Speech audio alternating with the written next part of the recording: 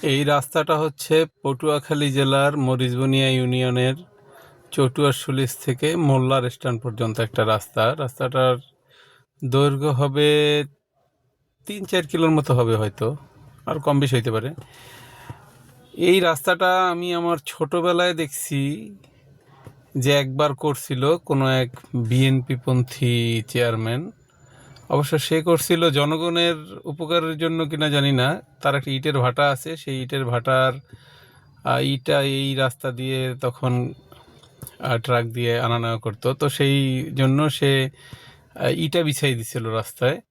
তো যাই হোক, কিছুদিন মানুষ ভালোই চলাফেরা করছে, কিন্তু ওই যে একবার ইটা বিছানো হয়েছে কোনো কারণেই, তারপর আজ পর্যন্ত আর এই রাস্তার কোনো ধরনের কোনো আম, মেরামতও করা হয় নাই। মানে কোনো যে একটু ঠিকঠাক করবে তাও করে নাই। এখন এই ইটাগুলাই হয়েছে মানুষের আসলে কষ্টের কারণ হয়ে দাঁড়াইছে। এই রাস্তা দিয়ে এখন কোনো রিক্সা ঢোকে না, কোনো মোটর বাইক পর্যন্ত ঢোকে না।